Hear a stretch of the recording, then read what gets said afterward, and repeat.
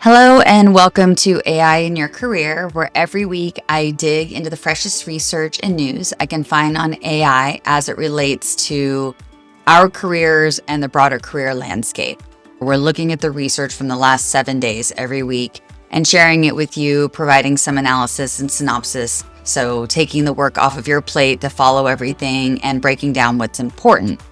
So this week, we're going to talk not just about the headlines, but the data behind it and what it really means. We're going to have an industry spotlight and a new tool launch as it relates to healthcare. And let's get started. So this week, 20,000 layoffs were announced. Meta cut 8,000 jobs and Microsoft cut roughly the same. The coverage was loud. AI is here. The labor crisis is real. Tech jobs are gone, but here's the thing, the coverage kind of glossed over. When researchers actually look at why companies are laying people off and citing AI, only 9% of companies say that AI has actually replaced entire roles. 9%. So the other 91% are using AI as a public explanation for cost cuts driven by interest rates, overhiring in 21 and 22, and margin pressure. That does not mean displacement is not real, because it is. But the story is more nuanced than AI took 20,000 jobs this week. The story is companies are restructuring and AI is the most culturally acceptable explanation right now, which means the real question for you is not will AI replace my job, but is my company using AI as a cover for decisions they were going to make anyway? It's important to know the difference and it changes your response entirely. I think the takeaway here too is yes, there are certain roles that are going to be more at risk, coders being one of them. That said, layoff decisions are not ones made lightly or rapidly. So again, I think it's just about being discerning about where the consequence meets the noise and it is feeding the anti-AI marketplace. So our next research shows the internal data and why your training on AI is probably wrong. Internal published research this week showing that 90% of enterprises face critical AI skills shortages, which is wild because those same organizations are spending enormous amounts on AI tools and training programs. So what is going on? Why is the training not working?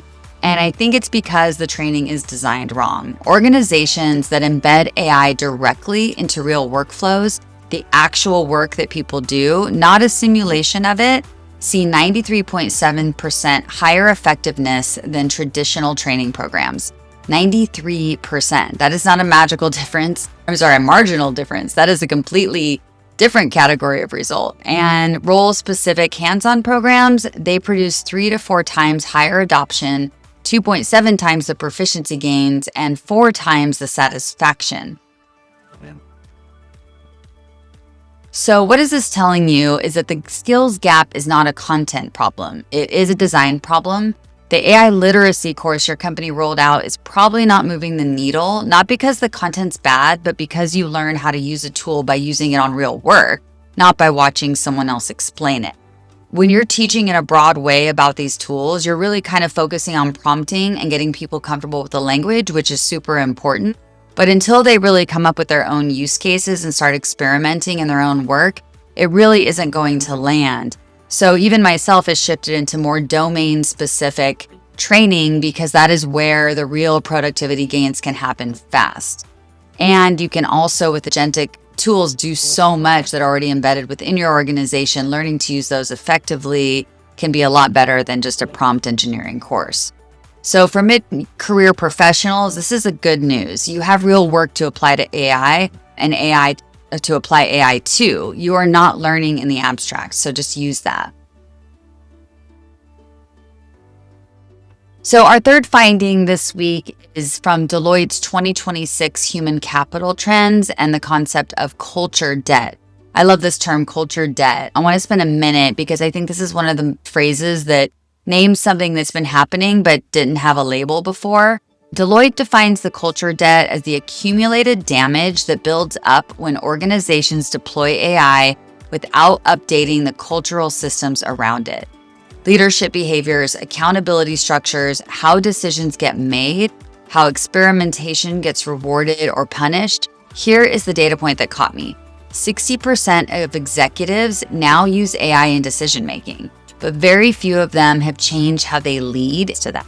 They're using a new tool inside an old cultural operating system, and the debt is piling up in the form of eroded trust, siloed information, and adoption that stalls because people are afraid of getting it wrong. So the leaders who are navigating this well are doing three things. They shift from command and control to coaching, they model AI use visibly and publicly, and they create real psychological safety around experimentation. This last one matters enormously for individuals. If you're working in an environment where trying something with AI and failing is career limiting, your adoption will always lag. This is not a you problem, this is a culture debt problem. So hopefully anyone that's in leadership is paying attention, because putting aside your ego and having intellectual curiosity around this and working with your people as peers and your adoption of AI is super important and could be the difference to getting an ROI from your AI. All right, let's move into the industry spotlight. We're going to do healthcare, and we've done this before, but because the data was rich this week and because of the OpenAI announcement we're going to talk about, we're going to revisit it. So quick picture, AI, as we know, is moving through healthcare in a very specific pattern. The administrative and documentation layers are being automated the fastest. So prior authorization, clinical notes, medical coding. The direct patient care layer is being augmented but not replaced. And I think that's a long time away. That said, an entirely new layer is being created, which are roles focused on implementing, auditing, and governing clinical AI. So the clearest example of displacement right now is in medical scribes. Ambient AI documentation tools save clinicians 60 to 90 minutes a day, meaning the scribe role is becoming genuinely redundant at the workflow level. So if you're in clinical documentation, that is the honest signal we're dealing with. Now, that said, there is an emerging opportunity that I find genuinely exciting, and it's the clinical AI implementation specialist. So someone who sits between the clinical expertise and technology manages the change process. So early data suggests these roles command a 25 to 35% salary premium. And that's a real money shift for a career that is more about translation skills than coding. So now we know you can't upskill and change your role overnight. Thus, getting ahead of the learning curve of your organization will allow you to create your own hybrid role and keep you relevant in the long term. And I don't think that this just applies to healthcare. I think it applies to so many different domains. Many people have 20, 30 years of domain expertise in sales or marketing or operations or supply chain. And the truth is that still has value. How do you apply that expertise to helping your organization adopt AI efficiencies in a way that's meaningful? And what are the things that need to be considered? What still needs to remain human? And where is that bridge? Okay. The tool spotlight. I'm going to spend some extra time on this because I think it's really significant. Chat GPT, OpenAI rolled out Chat GPT for clinicians, and it was just announced on April 23rd. It's a purpose-built version of Chat GPT designed specifically for clinical workflows. It provides advanced model access for complex clinical questions, a clinical search function that delivers real-time answers with citations from medical journals, deep research across medical literature, the ability to convert common workflows like prior authorizations, referral letters, patient instructions into reusable AI skills, and CME credits for clinical research queries. Before launch, physician advisors tested 6,924 real-world conversations across clinical care documentation research with a 99.6% rated safe and accurate. So simultaneously, OpenAI released Health Bench Professional, a new benchmark specifically designed to evaluate AI performance on authentic clinician tasks like diagnosis, treatment recommendations, drug interactions. This benchmark's significant because it signals the beginning of standardized AI accountability in clinical AI, a shift that will reshape procurement and adoption decisions across health systems. Okay, I just said a lot there, and having worked in healthcare myself on the supplier side, this is huge and might take a little longer to come to fruition than we think. Now, there is a lot of things that can be done, but I think what we're really talking about that OpenAI is doing is not just creating more industry specific tools and use cases they can market, but also it represents a way of gathering very high level specific data that can then be used later on, right? So as we get into more AI diagnosis and administration for healthcare, we will see probably a lot more automation, benchmarking, and hopefully increased care for patients. That said, a lot will be to be determined on what goes on with this in the future. So there's 3 professional use cases right now with the Chat GPT rollout. And the first one, of course, is prior authorization letters. So clinicians spend an estimated 13 hours weekly on administrative tasks, with prior auth among the most burdensome. So Chat GPT for clinicians can generate first draft prior auth letters with clinical justification language and obviously reduce time per authorization. This is big. The key skill learning to build reusable workflow templates. So the first authorizations in a category speeds up every subsequent ones. Obviously, continuing education via clinical questions. So the CME credit feature is strategically underrated. I think clinicians can earn continuing education credit simply by using the tool to research clinical questions they encounter in their practice. So this really flips the CME dynamic from scheduled compliance to integrated on-the-job learning.